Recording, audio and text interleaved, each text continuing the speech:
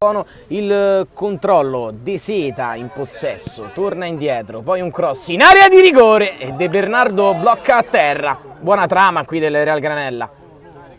Affollano, aveva tirato da fuori a Massari. Può correre Domizzi. Dal contropiede del calcio d'angolo De Bernardo in uscita, Domizzi la ritocca ma il pallone non entra. Grande uscita del numero 1 della Pisana che chiude tutto lo specchio. Tramacere vuole far correre De Seta qua a sinistra, avrebbe spazio per convergere, De Seta lo fa con un cross sul secondo palo, c'è lo stop, De Bernardo in uscita a chiudere tutto ancora, che cambia fronte qui sulla sinistra. De Seta colpito una traversa, va da Cannillo, buono il filtrante, deviazione, De Bernardo ancora esce alla disperata. Poteva riaprirsi, Tramacere continua a crederci, così come il Real Granella e va al tiro, la inchioda a terra De Bernardo nonostante la pioggia.